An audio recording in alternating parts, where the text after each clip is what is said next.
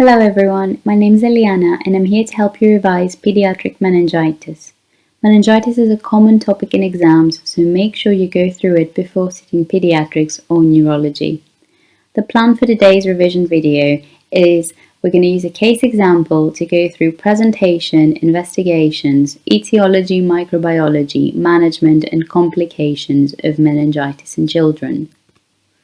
So our case is a 1-month-old boy is brought to A&E with 1-day history of feeding difficulties, high fever and irritability. The parents describe an abnormal cry. On examination you notice a bulging fontanelle. The first 3 features given to us are quite non-specific and do not help us work out the diagnosis of meningitis. However, they make it clear that this baby boy isn't well. Remember to always consider meningitis in your list of differentials in unwell young patients, especially below the age of 1. An abnormal cry is a typical pathognomonic high-pitched cry that's used especially in exams to point towards meningitis. A bulging fontanelle is a feature of raised intracranial pressure secondary to the inflammation and the swelling from the infected central nervous system. Looking into the presentation of meningitis in more detail, it's helpful to approach this systematically and divide the signs and symptoms into 3 main groups: the early non-specific signs and symptoms, the septic symptoms, and the meningitic signs and symptoms. Remember that in meningitic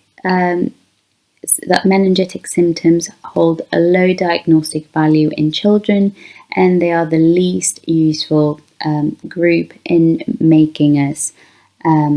helping us diagnose meningitis in children.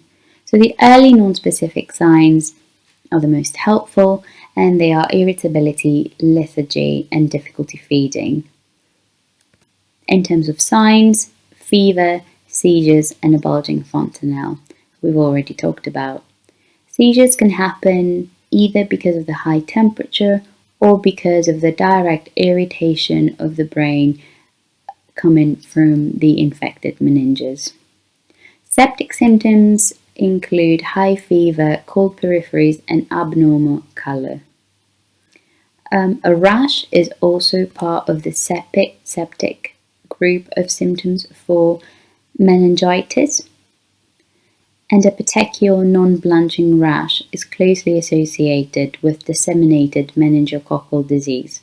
Remember that this is meningococcal pathogens rather than meningitis as a condition in itself. Other types of meningitis coming from non-meningococcal disease are not associated with this typical rash. However, other types of rash can occur in any disseminated disease.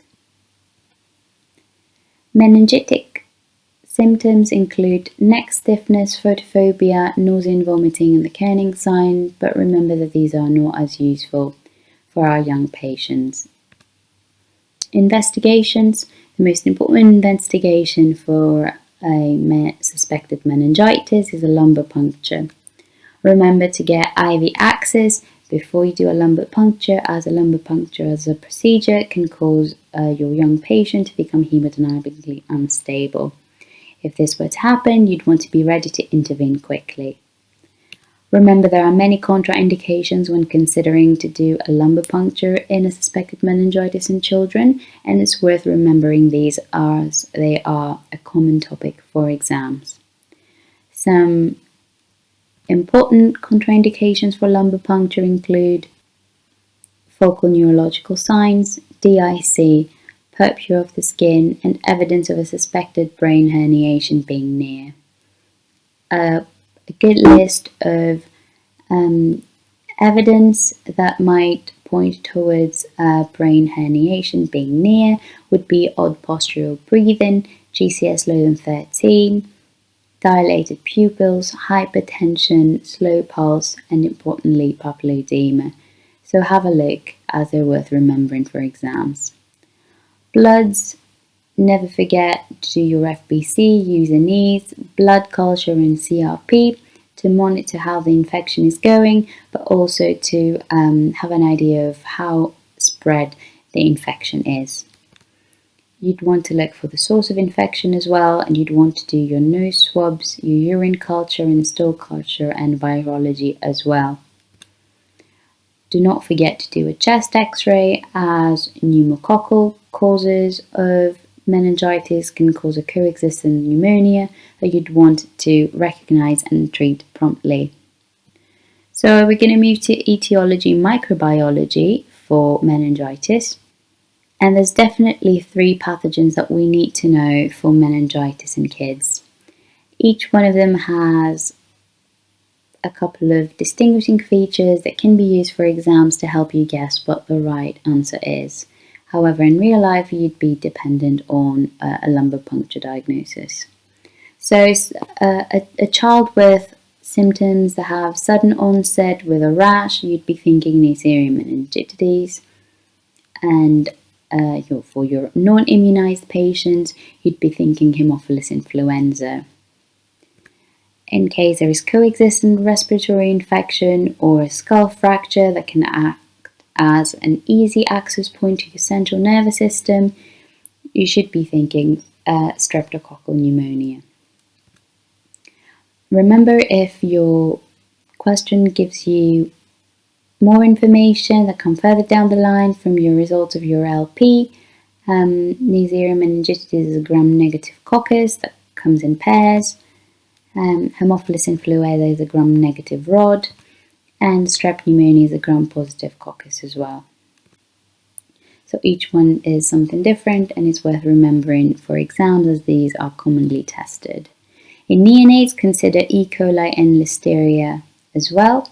These are major causes of meningitis in the very, very early time of life. Aseptic meningitis is when your LP cannot grow any bacteria, and that would be because of a viral cause of a meningitis, thinking mumps, herpes and polio mainly, although they wouldn't make you differentiate between them, and also cryptococcus in HIV positive.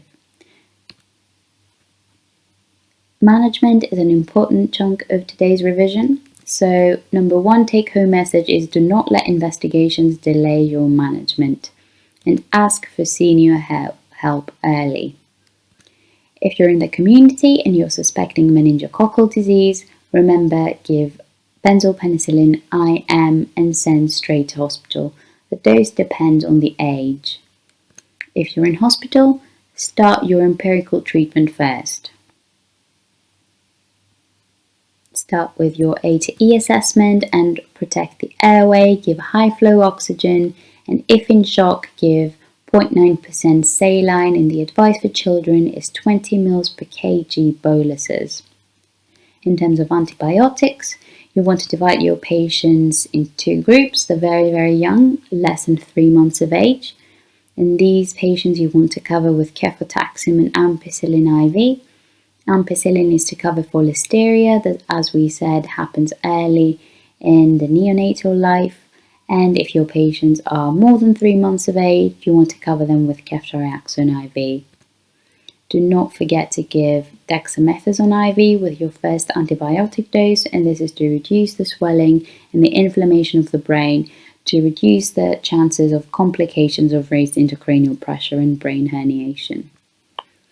Of course, when your LP results are back, change the antibiotics accordingly depending on the sensitivity results that you have. Complications of meningitis can be short-term, long-term, or it can be variable for some. Some important complications that are worth remembering for exams are disseminated sepsis, subdural effusion, hydrocephalus, seizures, deafness, cognitive or behavioral problems, and brain abscesses as well. Remember that for seizures, you need to treat aggressively with benzodiazepines, and for deafness, treatment with steroids can prevent this complication, as it's quite a common complication. Long-term cognitive and behavioral problems are relatively common, so remember this as your differential cause of a cognitive delay later on in life. So this is everything. Thanks for listening. Hope this was useful, and good luck with exams.